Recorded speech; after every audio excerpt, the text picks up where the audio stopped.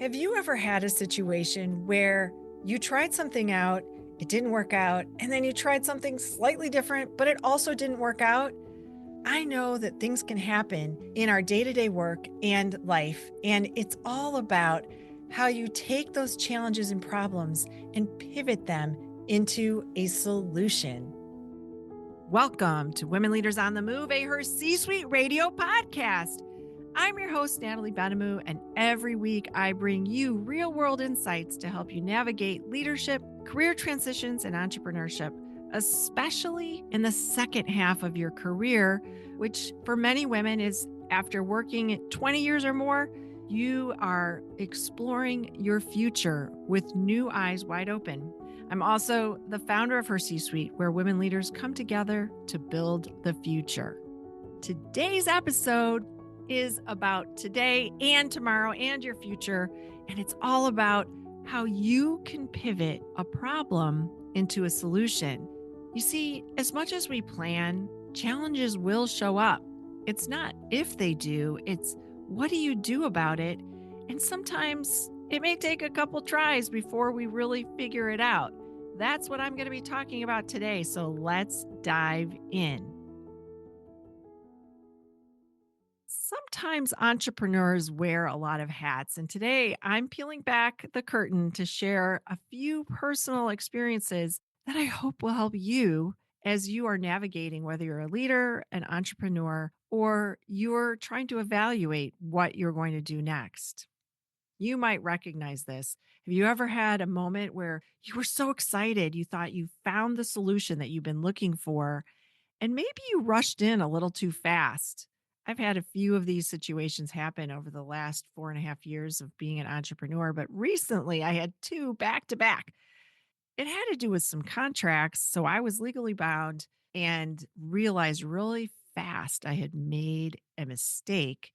And what do you do about it? How can you course correct if you rush in too quickly? That's what happened to me in an area of my business. And we've all been there probably. It was pretty fast that I had buyer's remorse, not once, but as I said, twice. And as an entrepreneur, wearing lots of hats, I know it can be overwhelming sometimes. And I was recently asked, how receptive am I to outsourcing? Because a lot of times the generalization was made to me that women don't like to outsource. I will tell you, I love outsourcing. I have no qualms about it. When I was in my career, I exponentially grew and always was able to sell more when I had more headcount on my team. And so, because of that, I recognize the benefit.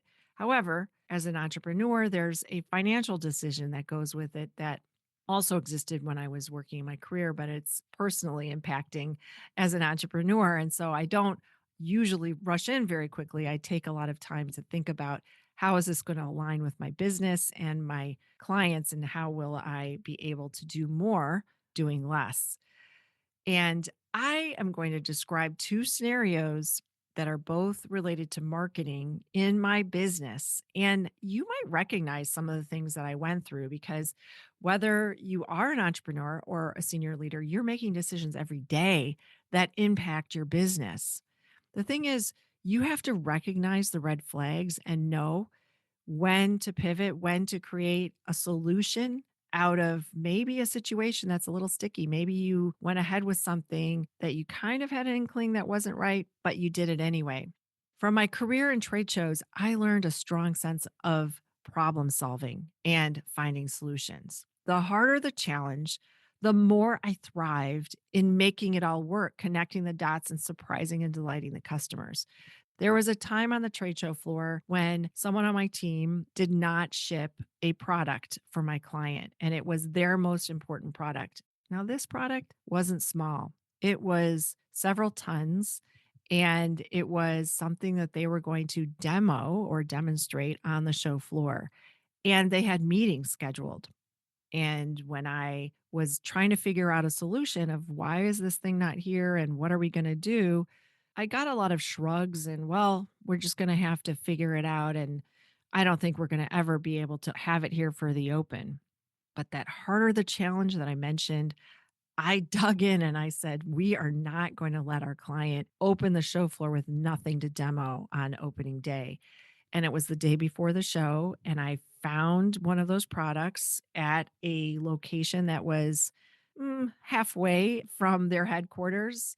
We were in California. This product was in Denver. And I knew there was a way because in shipping, you can have two teams or a team of two people drive straight through. And so, believe it or not, I was able to find the drivers and get that product in. And there's a thing that happens on the show floor, and anyone that does trade shows knows this. At a certain point, once the show is about to open, you can't get a forklift on that show floor.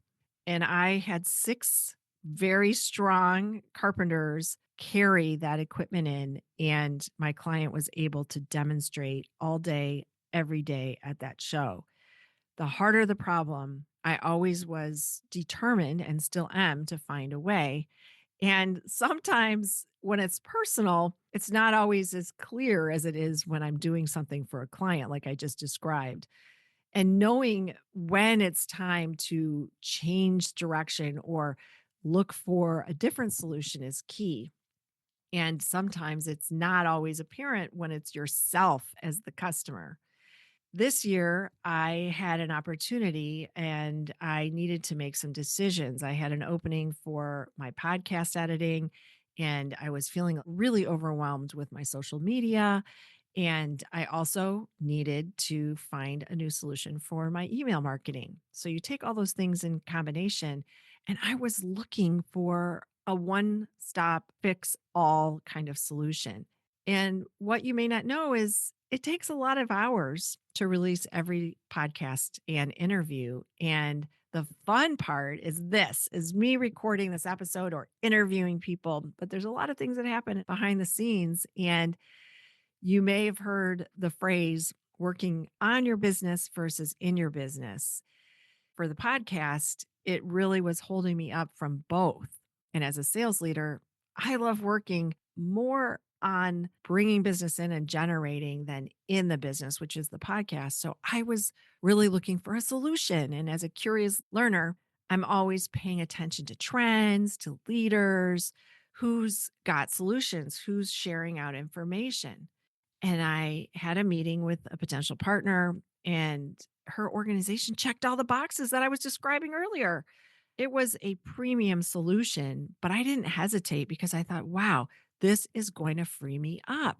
And I was willing to do it because I did some calculations and I thought, well, if I'm not doing these things, then I can do the things that really are going to benefit my clients and my business. Only things didn't go as planned. I knew really fast that I had made a mistake, and getting out of the contract was painful. And without going too deep into the weeds, things happened that exponentially added to my workload. The most significant thing, and this is something that may have been more obvious to you if you follow this show or if you've ever listened to more than one episode, you might have seen a difference in the podcast art and names of the shows. You see, something happened behind the scenes that I wasn't aware of, and every single podcast name was changed without my consent. So if you're looking at a podcast and you see the name, it didn't align with the graphic card. I also was back to needing to find an editor because I realized that I was in a bit of a challenge. And I'm so glad that I found Lena LaRue Gomez because she helped me kind of weave my way out of this sticky situation, solving my podcast issues and also what to do about this challenge of all these shows that aren't the name of the shows that I recorded and what I called it and didn't align with the blogs, and none of the artwork matched. So applying my everything is figure outable and wanting to reduce time I was about to spend, I worked with Lena, and with her kind suggestion, we came up with the same graphic card for all episodes. This was a 10x time saving solution. And every time I doubt it, I'm reminded that it still is the right solution. I would love your feedback if you've even noticed, because I guess maybe you haven't. And that is fantastic. That is what I hope didn't disrupt your experience with the show, but it did impact me behind the scenes. What do you do when you make a decision and you don't really have a parachute for the next thing? I don't really recommend it. And I wasn't done learning the lessons that I had made because of this decision. And so I was in a decision time making moment where I had to still solve the thing that I had thought I solved earlier. I still needed to outsource part of my marketing tech stack. No longer did I need an editor, but there are other aspects of the business. So where did I go? My favorite resource, Chat GPT.